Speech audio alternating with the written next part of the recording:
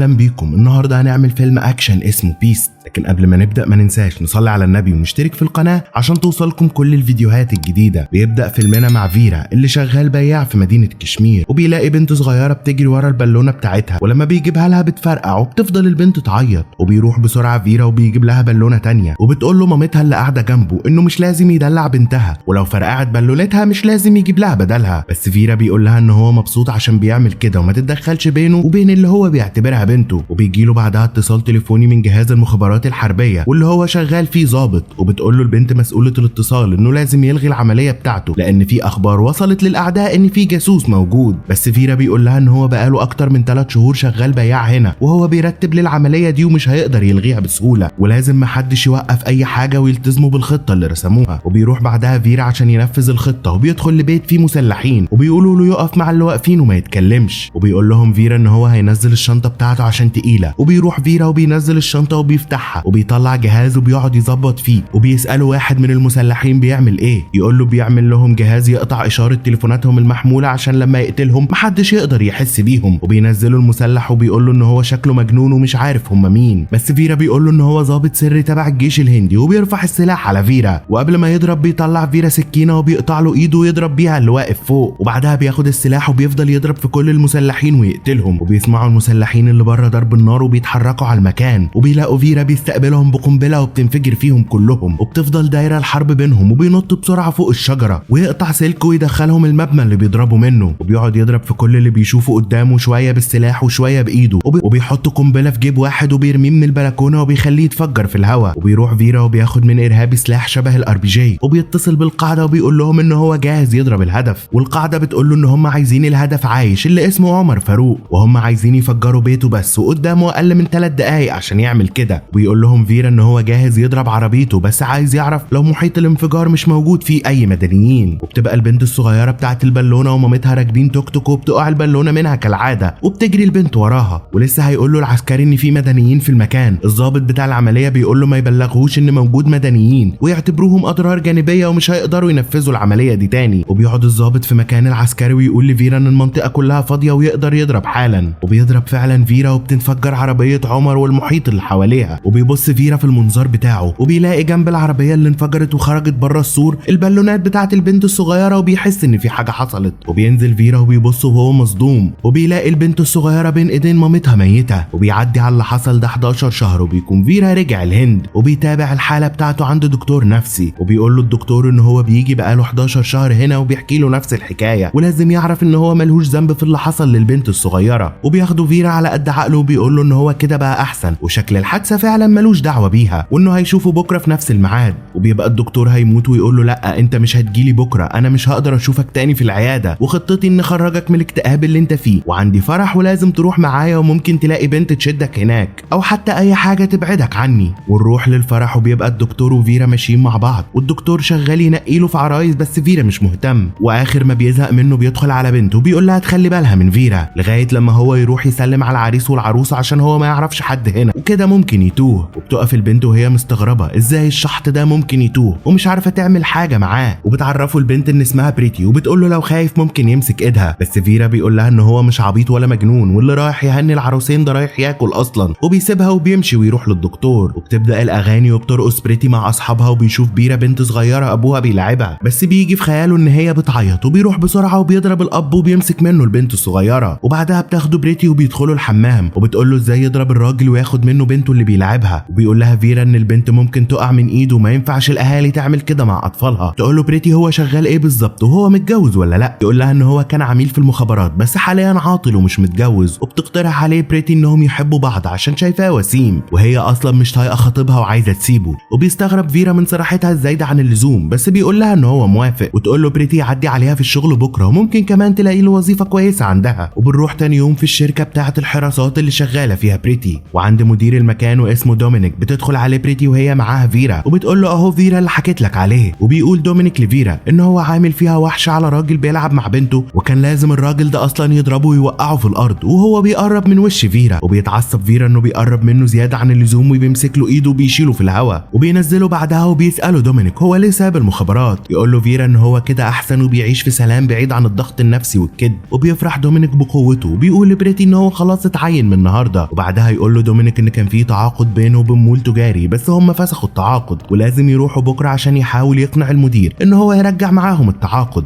وتاني يوم بيروحوا كلهم بعربية فيرا للمول التجاري، وطول الطريق بيبقى فيرا مركز مع بريتي مش في السواقة. واول ما بيوصلوا المول بيحاولوا يطلعوا بالاسانسير بس بيلاقوه مش شغال. وفي الجراج وفيرا ماشي بيلاحظ ان امن المول نايم على الترابيزة. وبيدخلوا كلهم المول وبيروح دومينيك للمدير وبيقول لهم يستنوه بره. وبتاخد بريتي فيرا وبيروحوا يشتروا حاجة من المول، والبياع بيقول لبريتي ان الشبكة مش شغالة عندهم ولازم تدفع كاش. والشك بيدخل في قلب فيرا وحسه البوليسي بيشتغل، وبيروح يتأكد من التليفون وبيلاقيه مش شغال برضه. وبيحاول يتصل بالبوليس عشان يفهم منهم بس الخط بيقطع وهو بيكلمه وما بيبقاش في اي شبكه. ولما بيرجع بيلاقي خطيب بريتي ماسك رجليها وعايزها ترجع له، وكمان جايب 2 بلطجيه وعايزهم يضربوا فيرا لما عرف بعلاقتهم. وبياخدوه ال2 بلطجيه على جنب، وفيرا بيبقى مش بيفكر في حاجه غير الحاجات الغريبه اللي شافها بتحصل في المول. وبياخد تليفون البلطجي وبرده مش بيلاقي فيه شبكه وبيرميه. وفجاه الناس اللي لابسين بابا نويل بيطلعوا اسلحه وبيضربوا نار في كل حته في المول، وبيقفلوا المداخل والمخارج بتاعه المول وبيحطوا عليها قنابل، وبيبداوا يمسكوا كل الناس اللي في المول عشان يحطوهم في حته واحده. وبيتحرك فيرا ومعاه البلطجيه اللي سابوه، وكمان بيطلع دومينيك من عند المدير. وبتيجي الاخبار بسرعه في كل التلفزيونات وبيذيعوا الخبر بتاع الارهابيين اللي في المول. ويكون لسه فيرا وبريتي وباقي اللي معاهم ماشيين بهدوء من غير ما يسمعوا الارهابيين صوتهم، لغايه لما بيستخبوا ورا محل لسه تحت الانشاء. وبيوصلوا البوليس والجيش في المكان، ومعاهم واحد اسمه الطاف حسين وبيبقى نائب مستشار الامن الوطني. وبيدخل للمبنى اللي اتجهز بالكامل بالكمبيوترات والمعدات عشان يتابعوا الوضع. وعند فيرا واللي معاه اللي بيلاقوا مكان استخبوا فيه خلاص، بيكون الحارس منسامي مستخبي تحت الترابيزه. ويقول له دومينيك ان انت المفروض تدافع عننا كلنا، بس انت قاعد مستخبي في امان وهدوء، وكلنا مستخبيين من الارهابيين بس انت مستخبي مننا احنا. وبعدها بيوصل على المكان وزير الداخليه بنفسه وبيكلم الطاف وبيقول له لازم يتصرف بسرعه، واكيد هو عارف ان مراته وبنته موجودين في المول. يقول له الطاف ما يقلقش وهم هيعملوا كل اللي في ايدهم عشان يخلصوا الموضوع بسرعه. وبيجي اتصال من الارهابيين اللي في المول وبيقول الزعيم بتاعهم اللي اسمه سيف لالطاف انهم متصلين بيه عشان عايزين عمر فاروق واللي بيطلع اخو سيف. وطبعا ده الارهابي اللي مسكوه بعد ما فيرا فجر عربيته وقتل البنت بالغلط. ويقول الطاف انهم مش هيقدروا بسهوله يفرجوا عن ارهابي خطير ويديله فرصه يتفاوض مع القيادات ويكلمه. وبيبلغوا بعدها الطاف ان في حد اتصل وطلب وصول دوريه للمول بس الخط قطع. ولما يبحث عنه الطاف بيعرف انه فيرا وبيبقى عارفه وبيتصل بيه، وبيقول له ان هو فرح لما عرف ان هو موجود جوه المول وهم عايزين مساعدته. بس فيرا بيقول له ان هو مش عايز اي تواصل بينه وبينهم عشان هم غدروا بيه وما قالولوش اصلا على الحقيقه قبل كده. بس الطاف بيقول له ان الارهابيين اللي عنده دول عايزين عمر فاروق اللي البنت الصغيره ماتت بسببه وهم بيقبضوا عليه. وبيقفل السكه وبيقعد فيرا يفكر وبيسمع صوت بنت صغيره بتعيط، وبيقول للبلطجي يديله السكينه اللي كان عايز يضربه بيها. وبيفتح فتحه وبيشوف الارهابي وهو بينزل طفله صغيره بتهرب منه وعماله تعيط، وامها بتكون حامل وبتحاول تخليه يبعد عنها بس هو بيقعد يضرب فيها. وبيطلع له فيرا وبيلاقي فاس في سكته وبياخدها وبيشاور للبنت الصغيره انها تغمض عينها. وبعدها بيضرب رقبه الارهابي بالفاس وبتتحدف من الازاز وبتنزل جنب الطاف ووزير الداخليه اللي كانوا بيتكلموا مع بعض. ويبص عليهم فيرا من الازاز المكسور وبيشوفوا الطاف. وبعدها بياخد الام وبنتها وبيدخلهم عند باقي المجموعه، وبيبقى اخد السلاح وكمان لبس الستره اللي ضد الرصاص. وبيطلع فيرا وبياخد عربيه لعبه وبيدخلها عند ارهابي وبيخليه ماشي وراها لغايه لما يمسكوا فيرا وبيكتفوا، وبيبقى عامل زي الذبيحه قبل العيد وبيدخل بيه على باقي المجموعه. وبعدها بيحطوه على كرسي وبيسالوا فيرا هو بيعمل ايه هنا. يقول له الارهابي ان هو هنا بس عشان الفلوس، وابنه النهارده بيعمل عمليه ومش عارف هو عايش ولا ميت. وبيتصل فيرا بالطاف وبيطلب منه يوصله بالرقم اللي هيبعته له فيديو. وبيكلم فعلا الارهابي ابنه وبيطمن عليه وبيبقى انه عمل العمليه وبقى كويس. وبعدها يقول له فيرا ان هو لو ساعده ينقذ الناس اللي في المول النهارده هيرجعوا لابنه. وبيخش فيرا وسط الارهابيين وبيغطي وشه كانه واحد منهم، وبيقدر يذبح واحد فيهم قدام الناس اللي في الارض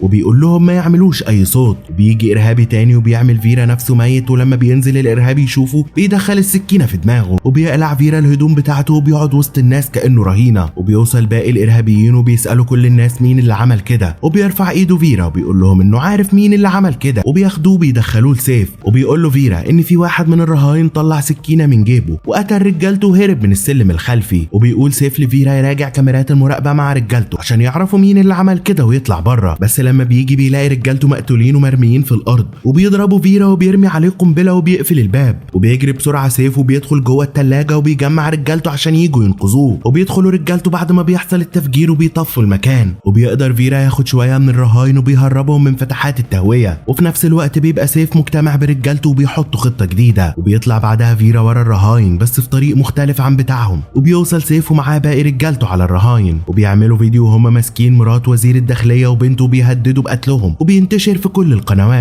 وبعدها بيتصل سيف بألطاف ويقول له انه قدامهم نص ساعه بس وانهم يفرجوا عن عمر فاروق من السجن، وانه عايز 4 اتوبيسات وطياره في المطار المحلي، ولو ما نفذش الطلبات بتاعتهم هيقتلوا بنت الوزير ومراته. وبيرجع ألطاف وبيتصل بالارهابي وبيقول له ان الحكومه وافقت على كل طلباته بس لازم يطلع بنت الوزير ومراته ويسيبهم يمشوا. وبعدها بيتصل ألطاف بفيرا وبيقول له ان العمليه اتلغت وخلاص هم هيسمعوا كلام الارهابيين وهيطلعوا عمر من السجن، بس فيرا ما بيعجبوش الكلام وبيقفل في وش ألطاف. ولما بيطلعوا بنت الوزير ومراته بيدخل في الارهابيين اللي معاهم بعربيه وبيحدفهم وبيربط نفسه فيهم هما الاثنين، وما يبقاش عارفين البوليس يضربوا عليه ولا حتى على الارهابيين عشان الاتفاقيه. وبعدها بيقع واحد من اللي قتلهم فيرا وبيطلع حاطط متفجرات وبيفجروا هو والارهابيين اللي حواليه، وبياخد العربيه وفيها بنت الوزير ومراته وبيطلع في الاسانسير، وبيكلم فيرا ألطاف وبيقول له لو عمر فاروق طلع من السجن هو اللي هيموت بنت الوزير ومراته. ويتصل بعدها ألطاف بسيف وبيقول له هو مين بالظبط اللي مسيطر على المول، انت ولا فيرا؟ ولازم واحد فيكم هو اللي يسيطر عشان هو مش هيقدر ينفذ كلام اتنين. وبيسخن سيف من كلام ألطاف وبيبدأ الحرب ضد فيرا، وبيطلعوا شويه من رجاله سيف وبيبداوا يضربوا نار على فيرا، بس الاتنين البلطجيه بيجوا بسرعه وبيحموه بالدروع، وكل ما يخلص رصاص الارهابيين بيفتح فيرا الدروع وبيضرب فيهم، وبعدها بياخدهم ويربطهم في المخبأ بتاعه. بتبقى لسه بريتي وباقي المجموعه قاعدين وانضم ليهم بنت الوزير ومراته. وبعدها بيكلم سيف فيرا وبيقول له ان هو فشل في المهمه وعايز انه يرجع تاني لبلده من غير عمر فاروق، لكن هو عايز رجالته اللي حابسهم عنده في مقابل 30 رهينه، وان هو مش هيقدر يديله كل الرهاين عشان يقدر يرجع تاني لبلده بالطياره اللي بيساوم عليها على باقي الرهاين. وبيوافق فيرا على طلباته، وبعدها بيتصل سيف بألطاف ويقول له على كل اللي قاله لفيرا وان هو خلاص مش عايز عمر. وبعدها بيدخل واحد من رجاله سيف عليه وهو قالع القناع وبيقول له ان كل حاجه جاهزه وعلى اشارته، وبيدخل سيف من ضمن الرهاين وبيغير لبسه وبيروحوا كلهم وبيقعدوا مع دومينيك وباقي المجموعه. وبيقعد دومينيك يكلم سيف وفاكره واحد عادي وبيقول له على كل حاجه، وكمان بيوري له اللي بيساعدهم من الارهابيين، وطبعا بيكون سيف عارفه لانه هو واحد من رجالته. وبياخد بعضه بعدها سيف وبيطلع في فتحات التكييف وبيسيب المكان وسط استغراب اللي موجودين. ولما بيجي فيرا بيسأل دومينيك ايه اللي حصل وبيحكي له ان في رهينه سابهم ودخل في فتحه التكييف، وبيروح فيرا عشان يشوف اللي بيحصل وبيلاقي الارهابي اللي بيساعده في الارض، وسيف بيبقى واقف وكمان ماسكين ابنه اللي في المستشفى وفاصلين عنه قناع الاكسجين. وبيرمي فيرا سلاحه وبيقول له ان هو هيسلم نفسه بس لو سابوا الطفل وابوه في حالهم، وبيوافق سيف وبيرجع الاكسجين للولد الصغير. وبعد ما بيمسك فيرا بيكلم ألطاف وبيقول له ان هو كل حاجه اتغيرت وعايز عمر يخرج من السجن وهو دلوقتي المسيطر الوحيد على المول. وبيسخن الوزير على سيف وبيقول له هو فاكر نفسه مين، هو هيدخل بنفسه لغايه عنده عشان يسيب كل الرهاين. وبينفذ الوزير وبيدخل فعلا المول، وبيبداوا بعد كده اجراءات خروج عمر من السجن وبيقعدوا يضربوا في فيرا وهم رابطينه قدام كل الرهاين. وتفكر بنت الوزير في وسيله عشان يقدر فيرا يفك نفسه، وبتاخد النضاره من امها وبتكسرها وبتحط في ازازه حته لبانه وبتحدفها لفيرا، وبيقدر فيرا يلزقها في جزمته. وبعدها بيقتل الارهابي اللي واقف جنبه وبيعرف انه يفك نفسه، وبيقوم فيرا وبيهجم على واحد تاني وبيخلص عليه وبيلبس باتيناج في رجله وبيقعد يقتل في الارهابيين واحد ورا التاني. وبعدها في اوضه سيف بيبقى الوزير معاه وبيطلع الوزير هو اللي حاطط الخطه دي لسيف، وبيهرب فيرا تاني من المكان وبيرصوا الارهابيين الرهاين قدام الباب عشان يطلعوهم اول ما يسمعوا خبر وصول عمر فاروق بره الهند. وبيوصل عمر بره الهند على حدود باكستان، وبيبقوا جماعته مستنيينه هناك وبياخدوه معاهم وبيمشي. وبيتصل عمر بسيف وبيقول له ان هو خلاص بره حدود الهند بس مش لازم يخلص الموضوع بسهوله، لازم يكون في خسائر في الارواح. وبينفذ فيرا خطته وبيعمل كمين للارهابيين وبيفجر بيهم الارض.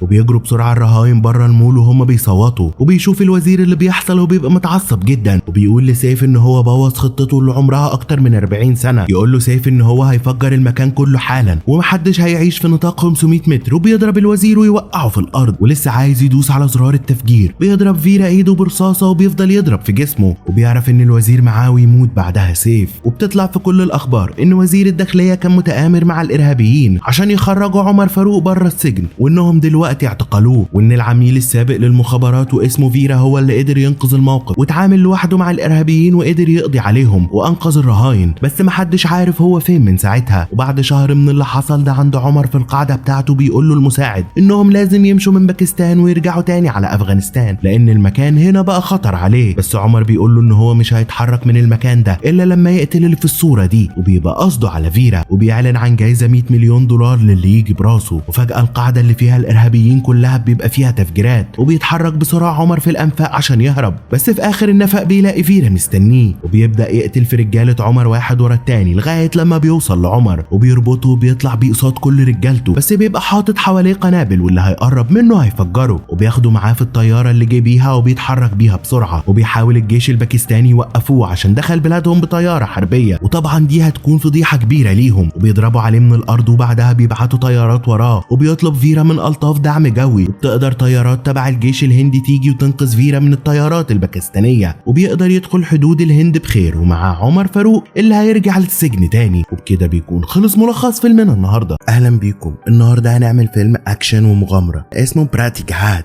وقبل ما نبدأ ما ننساش نصلي على النبي ونعمل لايك ونشترك في القناة عشان توصلكم كل الفيديوهات الجديدة. بيبدأ فيلمنا بواحد متشرد بيطلب فلوس من الناس عشان ياكل، وبنلاقي راجل بيصلي وبنعرف ان اسمه سليمان، وبيجيله المساعد بتاعه وبيقول له انهم في مشكلة كبيرة وان في واحد هيشهد ضده زور في قضية اغتصاب، فبيقول له سليمان انه يتصل بشاندو وهو هيتصرف. وبنشوف ساندو بيهدد رفيق اللي هيشهد ضد سليمان في القضية ان مراته واولاده عنده لو شهد ضد سليمان هيقتلهم، فبيقول له رفيق ان الضابط هو اللي هدده لو ما شهدش هيقتله، فبيقول له شاندو ان سليمان ممكن يقتل لكن يغتصب مستحيل، وانه بيلعب كده ضد الشخص الغلط، فبيقول له رفيق ان خلاص مش هيروح المحكمة، فبيقول له شاندو ان لازم يروح المحكمة ويقول الكلام اللي هو هيحفظه له، وبيتحكم على سليمان بالبراءة، وبينبسط سليمان من شاندو وبيقول له ان هو ملاكه الحارس. في نفس الوقت بيكون بانجاك سينج منافس سليمان متغاظ ان سليمان خرج من القضية، وبيقول للمساعد بتاعه ان طول ما شاندو جنب سليمان عمره ما هيعرف يوقع سليمان، وبيروح بانجاك سينج يقابل الوزير بخصوص مناقصة تطوير الطرق اللي هيكسب من وراها الملايين، وبيعرض على الوزير رشوة شقتين باسم المدام وبيوافق الوزير طبعا. في نفس الوقت بيجي مساعد سليمان وبيقول له على المناقصه وانهم من خلالها يقدروا يغسلوا اموالهم وتبقى مشروعه، وبيتصل سليمان بالوزير اللي بيشكره على مساعدته ليه في الانتخابات، فبيطلب سليمان من الوزير انه يديله المناقصه لو كان عايز مساعده سليمان في الانتخابات اللي جايه، فبيقول له الوزير انه يجيله مكتبه وهم هيتفقوا، وبيرفض الوزير عرض بانكاج وبيطرده، فبيقول له بانكاج انه لازم يخاف منه زي ما بيخاف من سليمان. وهو خارج بيشوف سليمان وبانكاج بعض، وبيدخل سليمان للوزير وبيعرض عليه 3 أضعاف اللي كان بانجاج هيديهوله، وبتتم المناقصه لصالح سليمان. وفي مشروع تطوير الطرق بيجي الضابط الاداري ارون وبيلاقي الخدمات مش مطابقه للمواصفات، فبيوقف المشروع، وبيروح سليمان لمكتب ارون وبيحاول انه يرشيه عشان يشغل المشروع، فبيطرده ارون، فبيرفع رجاله سليمان المسدسات عليه، فبيأمرهم سليمان انهم ينزلوا مسدساتهم، وبيهدد ارون وبيقول له المسدسات دي هتتكلم في مكان تاني. وقبل ما بيمشي سليمان بيقول له ارون انه مش بس هيوقف له شغله، ده كمان هيخليه ما يشتغلش تاني، فبيتجنن سليمان وبيطلب من شاندو انه يقتل ارون، فبيقول له شاندو ان احنا ممكن نهدده بس بلاش القتل، فبيقول له سليمان ان هو راجل ما بيتهددش ولازم يتقتل، وبيقطع شاندو الطريق على عربيه ارون، ولما بينزل ارون من العربيه بيقتله شاندو، ويقول سليمان للمساعد بتاعه ان يخلي شاندو يسافر له يومين لحد ما الموضوع يهدى، وبيستأذن الضابط جوي ان يدخل سليمان بخصوص القضيه، فبيقول له سليمان ان هو ملوش اي دخل بالقضيه، لكن بيقول له الضابط جوي ان ارون اتقتل امبارح وان هو كان عنده في مكتبه بعد ما وقف له شغله، فهو بكده مشتبه فيه، وبيسأله هو كان فين امبارح، فبيقول له ان هو ما سابش البيت، وبيسأله عن شاندو، فبيقول له سليمان ان شاندو في دلهي ومعاه شهود هناك، فبيمشي الضابط، وفي طريق شاندو للرجوع لبيته بيشوف واحده مغمى عليها فبياخدها للمستشفى، ولما يطمن انها بخير بيروح البيت، وبيحلم بحبيبته شيرا اللي اتعرضت للاغتصاب فانتحرت وسابته، وبيصحى يروح المستشفى للبنت فمش بيلاقيها وبيخرج يدور عليها، ولما بيلاقيها بياخدها عنده في البيت وبيجيب لها دكتور وعلاج، وبيعرف منها ان اسمها يوجا وان هي يتيمه وكانت في ملجأ وهربت منه، فقابلوها شباب وحاولوا يغتصبوها لكن هربت منهم بكل صعوبه، فبيعرض عليها انها تفضل عنده في البيت يحميها احسن ما تخرج وتقابل الوحوش اللي بره، وبيسيبها ترتاح. في نفس الوقت بيسأل المفتش الضابط جوي عن قضيه قتل ارون وانه قدر يحلها ولا لا، فبيقول له ان هو مش لاقي دليل، فبيعرض الضابط جوش على المفتش ان هو اللي يمسك القضيه وهيحلها في خلال يومين، فبيديله فعلا المفتش القضيه، وبيروح الضابط جوش يجيب مسجل خطر وبيقول له ان هو اللي قتل، فبيقول له انه بريء، لكن بيقول فبيقول له الضابط جوش ان عايزه يعترف وهو هيقف جنبه ويخرجه منها بسهوله. فبيصدقه وبيسجل الضابط جوش اعتراف المسجل خطر، وبعد كده بيسيبه وبيمشي. واول ما بيبعد بيقتله الضابط وبيطلع في التلفزيون وبيقول انهم حلوا القضيه خلاص. وبنتفاجئ بالضابط جوش عند سليمان وبيقول له ان هو عمل اللي عليه وعاوز ياخد اللي ليه. فبيديله سليمان الفلوس اللي اتفقوا عليها وبيمشي. وبيقول سليمان لشاندو انه خلاص يتحرك براحته وان القضيه خلصت. فبيروح شاندو البيت وبيلاقي يوجا عامله له عشاء بس ما بيرضاش ياكل معاها. ولما بيصحى من النوم بيلاقيها عامله له شاي وبتقول له كمان انها حضرت الفطار. فبيقول لها انها اتعلمت كل ده فين. فبتقول له في الملجأ وبتساله عن اهله. فبيقول لها ان هو ما شافش ابوه وان امه ماتت وهو عنده 10 سنين وكان متعلق بيها جدا. فبتقول له ان هي كمان هتختفي من حياته فجأة زي ما ظهرت فجأة. فبيستغرب من كلامها وبيسيب لها رقم تليفونه عشان تكلمه لو احتاجت اي حاجه وهو بره. وبيكون شاندو عند سليمان لما بتتصل بيه يوجا وبتقول له انها هتخرج تشتري اكل. فبيستأذن من سليمان وبيخرج معاها وبيعزمها على شاي. فبتقول له ان هو بيحب يخوف الناس لكن هو بيقول لها انه نفسه يتغير بس مش عارف. وبيقول لها انه مش هيجبرها تقعد معاه ولو عايزه تمشي. ولما بيروح شاندو بالليل بينادي عليها ما بتردش. فبيفتكر انها مشيت وبيزعل بس هي بتكون في الحمام ومش سامعاه. وبتقول له ان هي عملت له الاكل وبيقعد معاها وبياكل وبيناموا مبسوطين وبيحلموا ببعض وبيتولد ما بينهم حب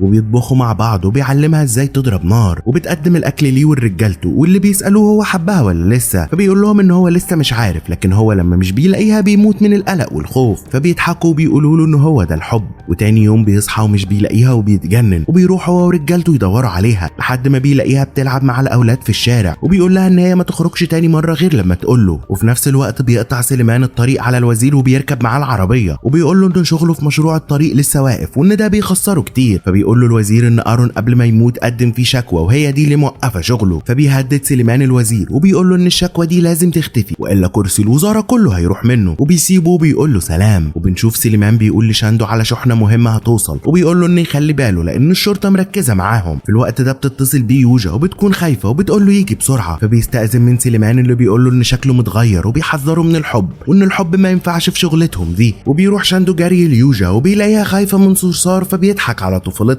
ويجي له تليفون من رجالته عشان موضوع الشحنه. لكن يوجا بتقول له انه مش هيمشي قبل ما ياكل. فبيسمع كلامها وفجاه بيسمع صرختها فبيدخل ويلاقيها واقعه على الارض ودماغها مفتوحه وبيجري بيها على المستشفى وبينسى تليفونه. ولما ما بيردش على رجالته بيقرروا انهم يسلموا الشحنه وبتكون الشرطه موجوده وبيتقتل 2 منهم وبتتمسك الشحنه. ولما بيعرف سليمان ان شاندو ما راحش المهمه اللي كلفه بيها فبيفكر انه خانه. لكن رجاله شاندو بيقولوا له على يوجا وحب شاندو ليها. فبيفهم السبب وبيروح برجالته لشاندو وبيقول له ان هو رباه من وهو عنده 10 سنين وان هو دلوقتي كبر وما بقاش بيسمع كلامه. فبيقول له شاندو انه غصب عنه لان يوجا اتصابت وهو اخدها المستشفى. وبيعرفه كمان انه بيحبها. فبيقول له سليمان ان شغلهم ما ينفعش فيه الحب. لكن شاندو بيقول له ان هو هيسيب الشغل. فبيرفع سليمان المسدس عشان يقتل يوجا. فبيقف له شاندو وبيقول له انه زي ما بيحبه هو كمان بيحب يوجا وانه لازم يقتله قبل ما يقتلها. فبيفتكر سليمان انه هو حبه ورباه من وقت ما كان عنده 10 سنين. فبيقول له سليمان انه مش هيقتله بس هو من الوقت ده مش من رجالته وبيسيبه بعدها وبيمشي. فبتقول يوجا لشاندو انه يرجع لسليمان لانه هو بقاله سنين معاه. لكن هو بيقول لها انه عايز يعيش سنينه اللي جايه معاها. فبتقول له انها هتسيبه هي وهتمشي. فبيقول لها ان ده اكبر اذى ممكن يحصل له لو خسرها. وتاني يوم بيجي رجاله وبيخطفوا يوجا. فبيتجنن شاندو وبيروح لسليمان يساله عليها. فبيقول له ان هو ما يعرفش عنها حاجه ولو كان عاوز يخلص منها كان قتلها ما خطفهاش. فبيقول له شاندو انه مش هيسيب اللي خطفها. فبيلوموا سليمان على شكه فيه وانه كان طول الوقت بالنسبه له ابنه مش مجرد واحد بيخدمه. فبيمشي شاندو وبتحصله نوليفر ودي مرات سليمان وبتقول له ان سليمان ممكن يقتل لكن عمره ما هيخطف بنات. وبتسيبه وبتروح لسليمان وبتقول له ان هو بيعاملهم كلهم زي الخدم وان هو عمره ما اعتبر شاندو ابنه وان هو لو ما ساعدش شاندو كل رجالته هيسيبوه يعيش لوحده مع فلوسه. وبيروح شاندو للمكان اللي اتخطفت منه يوجا وبيلاقي كاميرا وبياخد صورة العربية اللي خطفتها. وبيروح للضابط جوش اللي بيساعده وبيعرفوا من الكاميرات اللي في الشوارع ان العربية راحت منطقة بانجاك سينج. فبيقول للضابط ان هو هيروح لوحده ويعرف مكانها وبيوصل لها وبيضرب كل الرجالة. وقبل ما بيهرب هو وهي بيلاقي مسدس بنجاج على دماغه وهو بيقول له انه كان مستني اللحظة دي من زمان وان هو لما يقتله كأنه بيقتل سليمان ووقتها هيبقى ملك المدينة كلها. فبيضربه شاندو وبياخد يوجا وبيخرج لكنه بيلاقي بنجاج ماسك المسدس ولسه هيقتله. فبيتقتل بنجاج على ايد سليمان وبيقول سليمان لشاندو ان هو بيحبه وان عاوزه ياخد يوجا ويبعد بيها بعيد وبيحضنه وبيسيبه. وبيتجوزوا شاندو ويوجا في بيت سليمان وبيسيبوا البلد. البلد وبيسكنوا في بلد تانية. وتاني يوم بتقول له يوجا ان هي عايزة تتفسح في الجبال، فبياخدها وبيتمشوا في الجبال، فبتقول له انها بتحب المكان ده لان ابوها كان بيحبه، وبتسأله هو قد ايه بيحبها، فبيقول لها ان هو حب شيريا لكن قدر يعيش من غيرها، لكن هي مش هيقدر يعيش من غيرها. فبتقول له ان هيعمل ايه لو سابته ومشيت، لكن هو بيقول لها انها لو سابته هيموت، وبيسألها هي قد ايه بتحبه، فبتقول له انها بتحبه لدرجة ان هي لو غمضت عينها بتشوفه. فبيفرح لكن بيتفاجئ بيها ماسكة مسدس ناحيته، وبتسأله عن انه في يوم فكر في اي عيلة راجل قتله هيعملوا ايه من غيره، وبتقول له كمان ان هي ما بتكرهش حد في العالم قده، بس لما قعدت معاه حست ان هي مختلف، لكن هي بتحب حد تاني اكتر منه بكتير، والحد ده يبقى ابوها. وبتقول له ان هو هيعرف كل حاجة من مذكراتها، وبتنهي كلامها بان هي لو كان عندها عمر تاني كانت هتحب تقضيه معاه، لكن هي اختارت انها تقدم حياتها لابوها. وبتحط المسدس على دماغها وبتنتحر وبتقع من فوق الجبل، وبيتجنن وبيجري يدور وسط حاجاتها، فبيلاقي صورة وبيتفاجئ ان هي بنت ارون، وبيقرا مذكراتها وبيعرف ان هي كانت مع ابوها في العربية يوم الحادثة، وان هي شافته وهو بيقتل ابوها، وانها مش قادرة تعيش من غير ابوها، وبينهار وبيفقد عقله وبيعيش زي المشردين في الشوارع. وبنكتشف ان هو المشرد اللي كان موجود في اول الفيلم. وبينتهي بكده فيلمنا، وما تنسوش تعملوا لايك على الفيديو وتشتركوا في القناة لو انتوا جداد معانا.